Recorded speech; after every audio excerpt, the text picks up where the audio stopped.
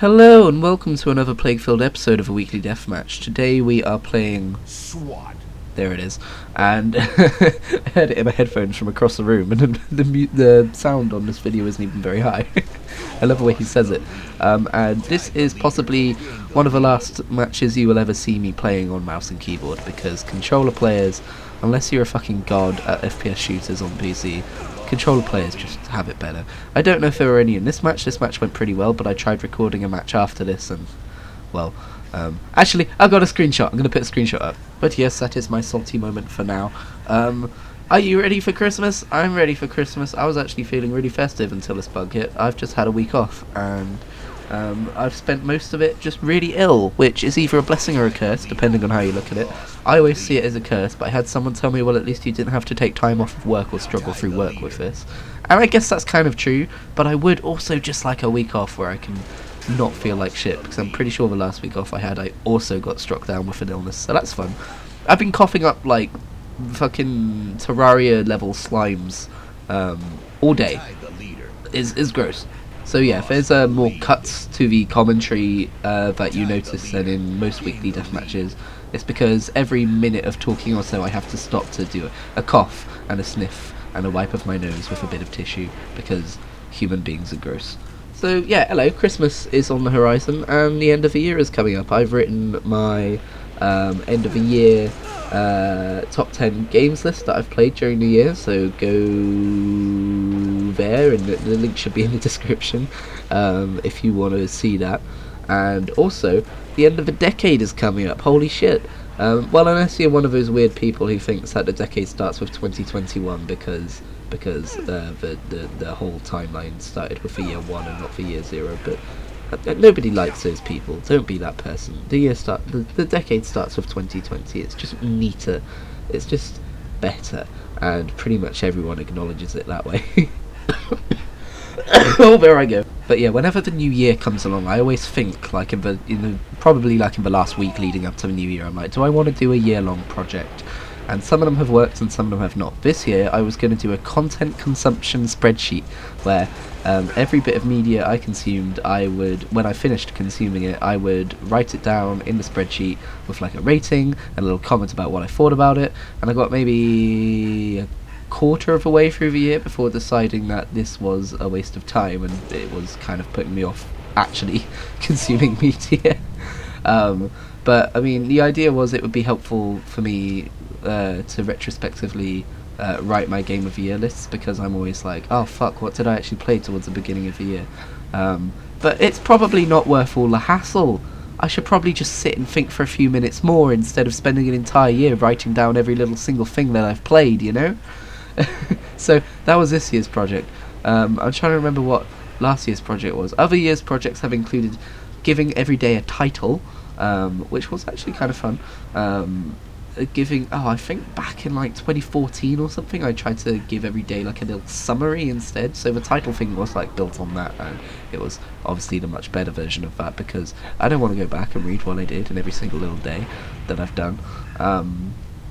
But as for projects next year, I don't actually know if I am going to bother doing something. I mean, we've still got half a month for me to think about it, but if there's any kind of project I'm going to be doing all year long, it's probably just going to be my monthly writing thing, summarising the end of every month. Not summarising, but you know what I mean. Like I've got my blog, and over there for the last few months now, I've been writing little like last month kind of things. Like, you know, vloggers, they'll do like a monthly vlog where they kind of go over what their month was like.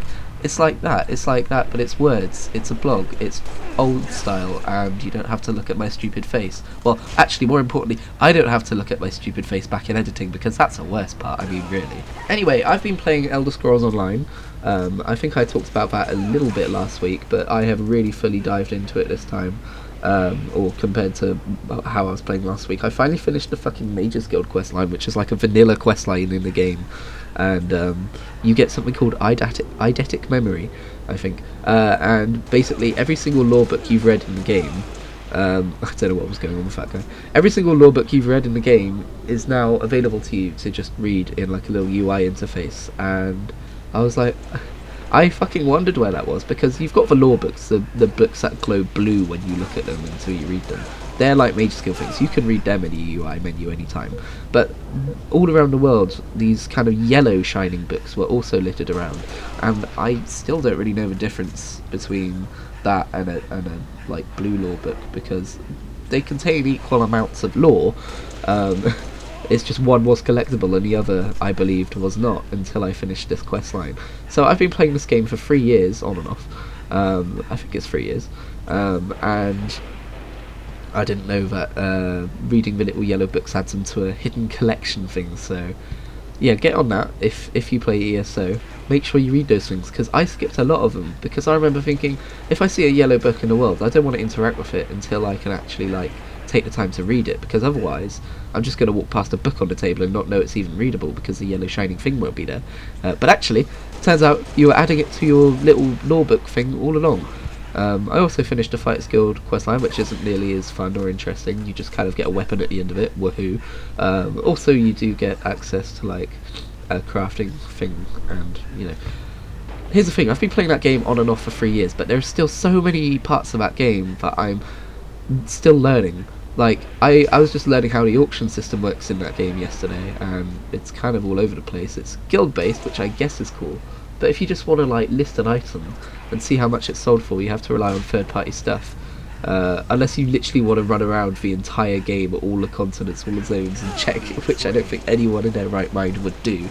But yeah, when it comes to crafting and, well, like professions in that game, I've still got a lot to learn as well. I'm still like level 30 in most professions, whereas the cap is level 50. But you can like, there are like these specialised forges in the world where you can go and craft a particular type of gear with a particular type of trait. I guess just set gear is probably how that works.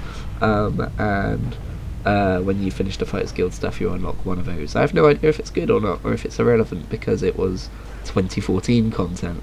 But I've done it. I've got it unlocked. I'm always hesitant to start off alts in that game, because everything in that game is character bound apart from like pets and mounts and stuff. Like achievements, they're all character bound. Mount like training is character bound, which is a ball ache because you can only train once a day and there's 180 parts of it to train. And then professions are character bound. What was the other major one I was trying to think of? Oh, this is going to bug me. Inventory space and bank space, well, no, not bank space, but inventory space upgrades, they are also character bound, so that kind of sucks. But anyway, I've been playing a Templar, I think that's what they're called. He's called Sir Demeric Darry. I made him an old man because I thought it would be interesting for the character, but now I'm just running around the world as an old man, and I'm wondering why I did that. But anyway, apologies if you're an old man and watching this. I'm sure you're interesting to explore the world with. Anyway, thank you for watching this video. I'm going to go and rest my voice now because, holy shit, I'm going to die.